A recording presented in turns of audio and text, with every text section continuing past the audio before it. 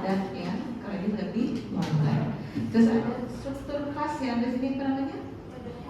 Ada hasar ya, atau corpus callosum. Nah, sel-sel yang ada ini apa? Terutama siapa?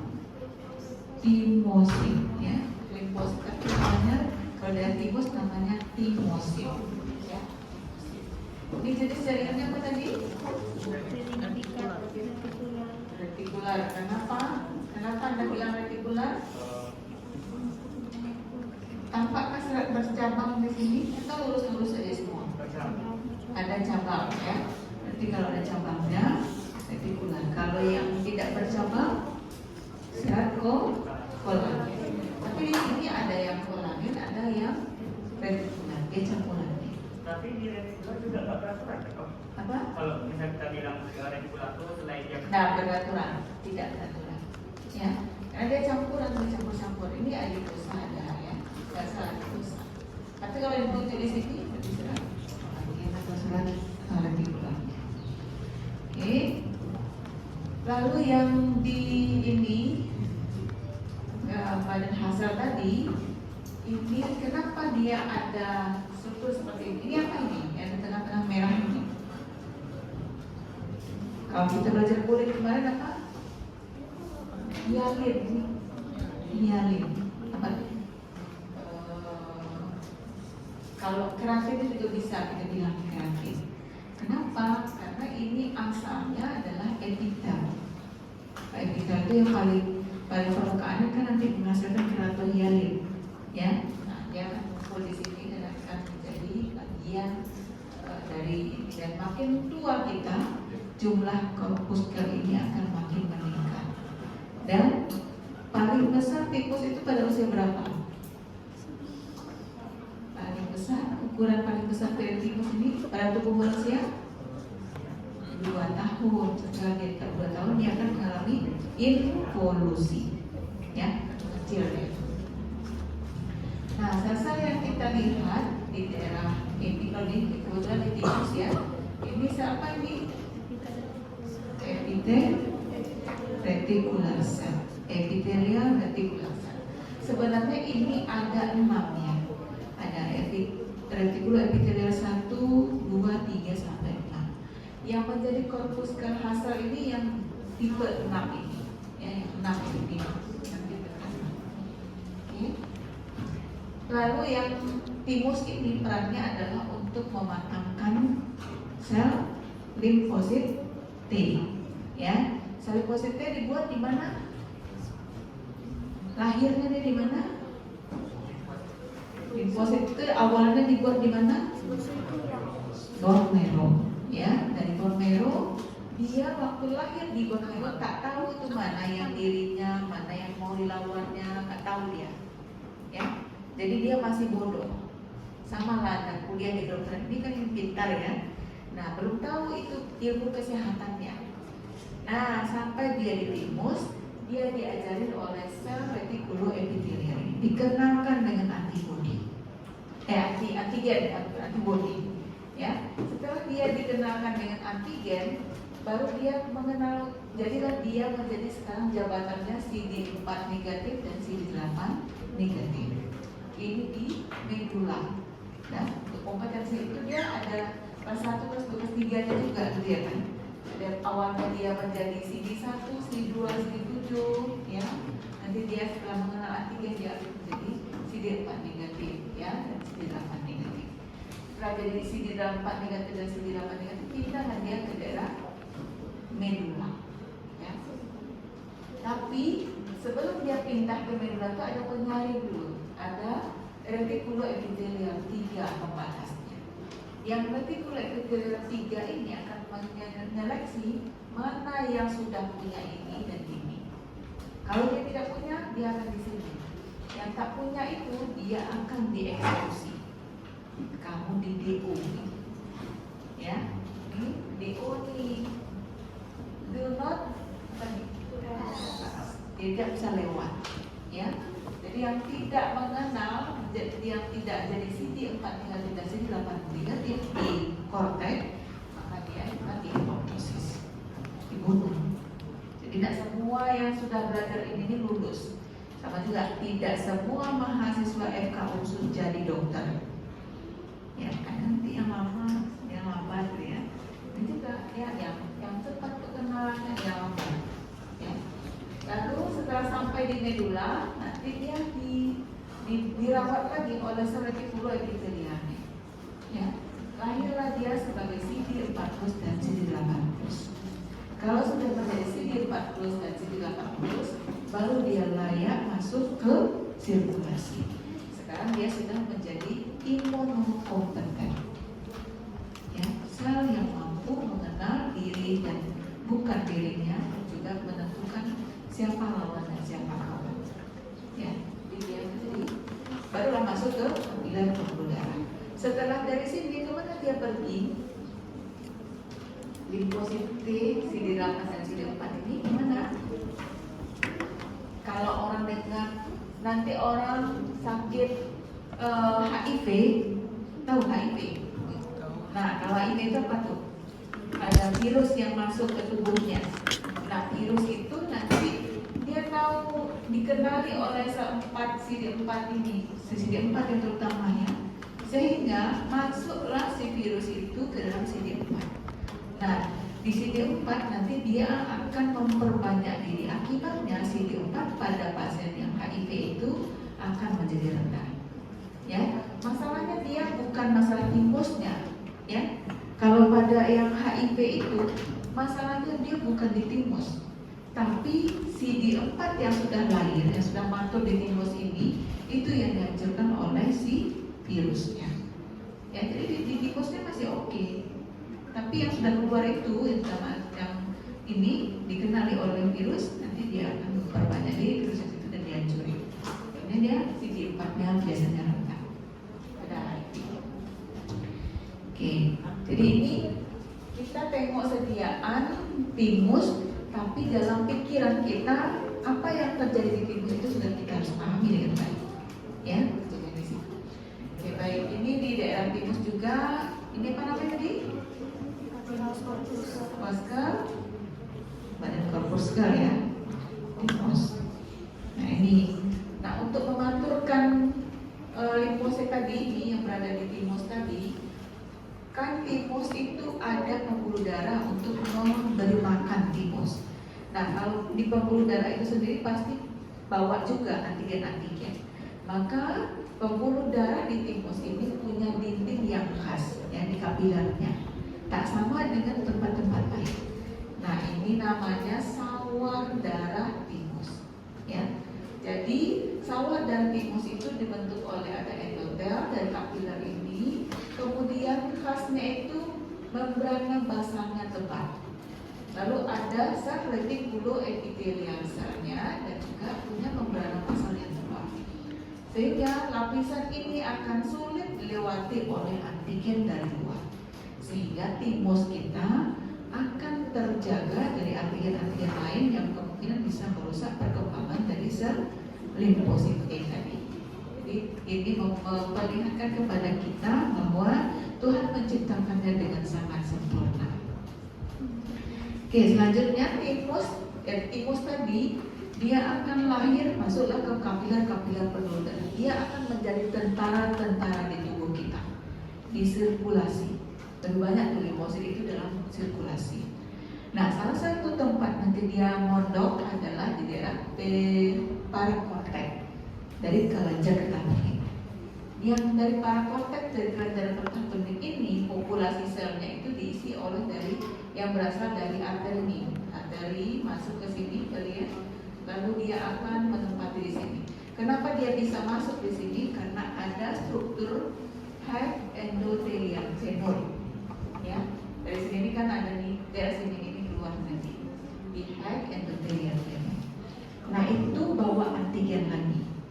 Ya, antigen yang dieksekusi di sini nanti akan menyebabkan beberapa tempat kita lihat mungkin sebenarnya parakortek kan tak ada lymph ya, bisa kita jumpa lymphnya.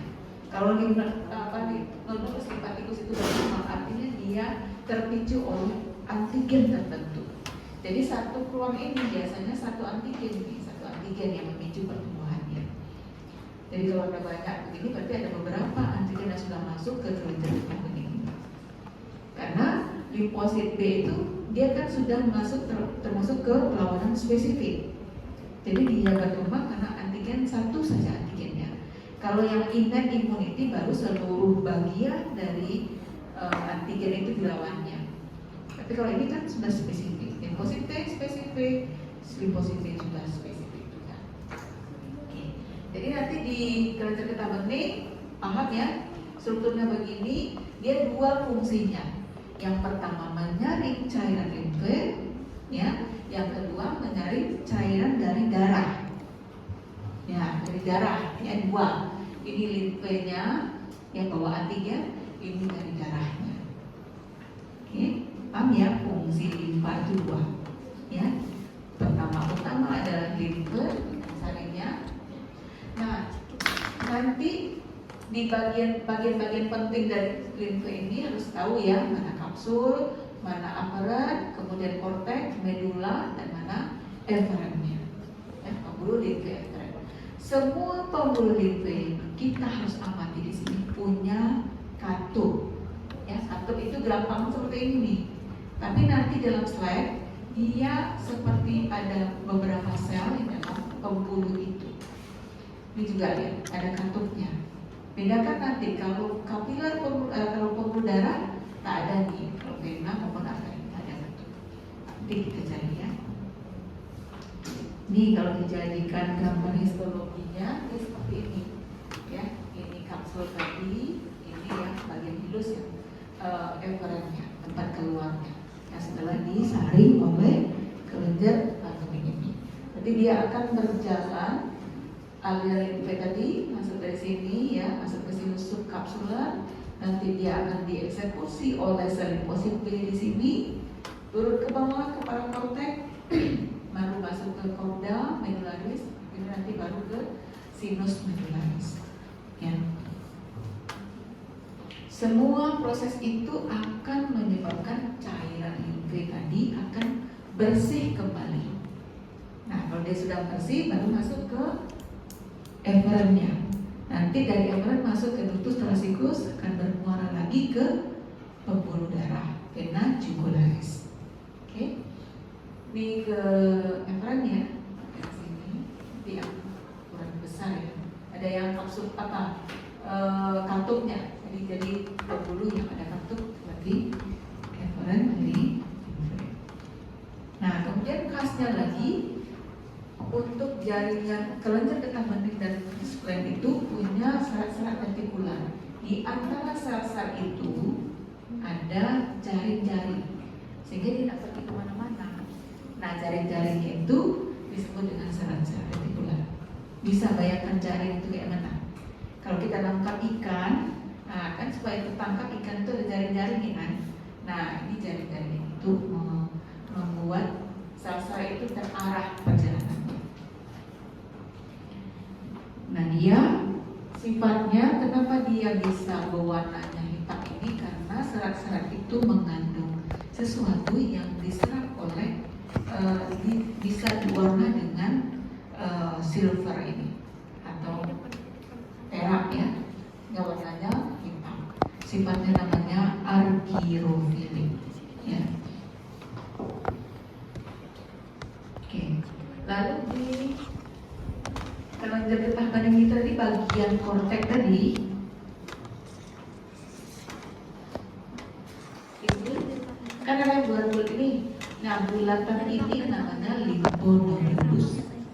Limfonodus ya. Ini nodus limfaticus, kalau ini namanya nodus limfaticus. Bulatan ini disebut nodus. Ya. Limfonodus tadi ada di limfa, ada di tonsila palatina, ada prepayer, ya namanya sama di limfonodus. Kalau kita lihat limfonodus itu ada macam-macam nanti, ya. Kalau di gambar ini limfonodulusnya ada yang primer dan ada yang sekunder. Perhatikan ya, yang ini, kalau ini apa nih? Primer atau sekunder? Primer. Kenapa? Belum ada germinal center. Germinal center kenapa terbentuk? Berarti sudah masuk antigen tertentu ke situ. Ya, masuk ke germinal center.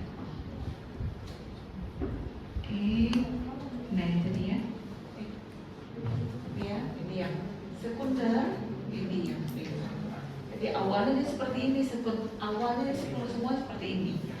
Ada masuk antigen tertentu dia akan berkembang.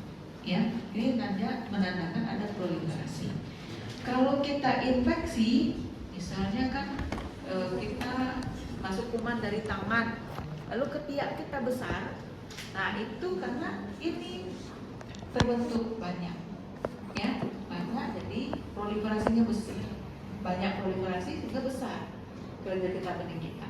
Inilah yang kita lihat pada peradangan limfonodes. Oke, lalu di sini ada sinus subkapsularis ya. Ini di bawah kapsul, di bawahnya kita bisa temu sel-sel yang ini selnya besar, kemudian banyak apa isi dalam sitoplasmanya. Dia memakan sesuatu. Perannya adalah sebagai APC, antigen presenting cell, yang menyajikan di dalam tubuh itu ada sesuatu katanya. Nah, dengan dia mengatakan dirinya ada sesuatu, baru dia bisa dikenali oleh si sel B maupun sel B, ya, yang sudah tinggal di sini, ya. Lalu nanti dia diproses, ya, antigen itu diproses untuk dihancurkan. Yang tadi, kalau ini anggarannya kita tak bisa melihat mana katupnya, ya. Kebetulan dia terpotongnya mentok di daerah yang tidak ada katupnya itu, ya. Untuk melihat katup kita harus melihat potongan yang memanjang. Nah, di antara sel ini ada yang memanjang nih, ya. Ini adalah gambaran dari lemaknya. Coba lihat ini apa nih? Nah, ini yang kita sebut dengan katupnya. Katup dari afferent gambar getah bening, ya. Nah, dari sini nanti dia akan dorong sekret itu, ini cairan-cairan limfanya. Di sini disebut dengan sinus subkapsular. Coba lihat di sinus subkapsular itu komposisi selnya tidak begitu padat. Sel-sel yang ada di sini ada sel retikular, sel dendritik, dan juga sel makrofag, ya, yang berada sebagai penyaji antigen tadi. Lalu nanti dia akan masuk ke daerah selanjutnya. Ini juga, ya, sama yang tadi di zoom, ya, cairan limfanya. Jadi dia masuk ke sinus subkapsular baru disajikan, ya. Lalu satu lagi yang tadi saya bilang, dia menyaring juga antigen dari darah. Yang kita cari adalah high endothelial phenol. Bisa ya, cari, ada di dalam sajian kita. Di ujian kita ada nggak tahu nanti, ya, harus dicari. Bisa saya keluarkan di ujian, ya. Ini apa? Jangan Anda bilang prenulum, jangan bilang pula arteriol, ya. Ada ciri khasnya apa? Ciri khasnya endotelnya itu bentuknya kuboid sampai kerumunan. Biasanya endotel itu gepeng, kan? Yang kita ketahui seluruhnya endotel adalah gepeng, ya. Nah, di sini ada ini dengan struktur seperti ini memungkinkan leukosit bisa keluar dari dinding pembuluh ini, ya. Jadi leukositnya keluar bisa akan membunuh. Tadi leukosit apa yang keluar di sini? Limfosit T, ya. Leukosit itu kan macam-macamnya. Ada limfosit, ada eosinofil, neutrofil, basofil, ya. Nah, keluar di sini ada limfosit T. Oke, ini bagian keduanya. Kita identifikasi mana yang disebut korda, mana sinus, ya. Di ujian bisa saya tanya mana korda, mana sinusnya. Kemudian di zoom, ya, dari sel-sel. Salah satu yang bisa kita tahu adalah sel plasma. Cirinya, tengok ini seperti ini, ya. Ini bisa kita bilang sel plasma. Apa? Nukleusnya itu dia eukromatin, tapi bagian-bagian pinggirnya heterokromatin, membentuk struktur seperti roda pedati. Roda pedati. Bulatnya, bayangkan roda pedati itu jarum jam. Ya, bisa ya bayangkan kayak gini. Nah, angka-angkanya itu yang ada heterokromatinnya di pinggir-pinggir. Oke, Kalau bisa lihat sitoplasmanya, sebenarnya selnya berbentuk eksentrik, ya. Ya, misalnya selnya begini ya. Nah, nukleusnya berada di sini ya, bulat, ya. Nah, yang saya bilang kalau hati-hati tadi ini. Itulah kayak bentuk dari sel plasma. Dari gambar tadi kan cuma kita lihat ininya doang, ini tidak kelihatan. Sitoplasmanya kurang kelihatan. Tapi kalau kita dapat daerah yang longgar, tampak sel yang seperti ini itu sel plasma. Oke, intinya bulat ya. Kemudian limpa, nah kita cari nanti bagian-bagian yang wajib tahu ada kapsul sekeliling, berarti kalau dengan 4 kali dia tulis sekelilingnya. Lalu ada tentukan mana trabekula, mana pulpa alba dan pulpa rubra. Kalau gambar itu jelas ya bedanya, namanya ada biru gitu ya. Nah tapi dalam sediaan kita dia kayak gini loh bentuknya, tak begitu jelas merah dan biru. Ya, nanti pikir-pikir cari ya kapsul, kemudian yang ini nih agak biru itu pulpa alba biru dengan ciri khasnya ada vena arteris centralis, ya cari arteris centralis, yang juga ini ada arteris centralis. Kalau ini ada trabekula dengan arteri trabekularis dan vena trabekularis. Lalu di antara mereka, di antara dua ini, misalnya di sini ya ada zona yang disebut dengan zona marginal. Lalu bagian sininya baru kita sebut dengan pulpa rubra. Ini gambarnya, ini trabekula, ini yang alba. Ini juga ya, saya zona marginal. Kemudian ini yang pulpa rubra.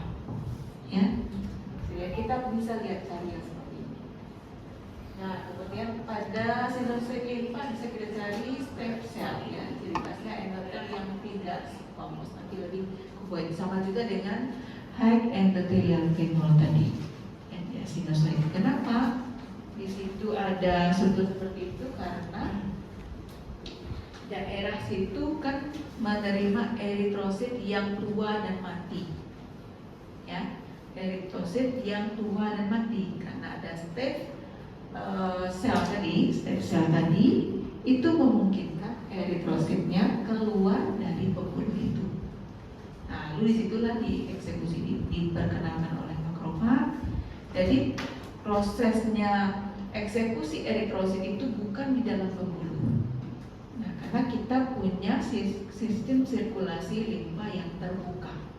Jadi keluarkan dulu dari pembuluh itu, baru nanti ke ujung venolen dimasuk ke sana. Apalagi secara difusi dari jaringan sinusoid itu ke venulanya.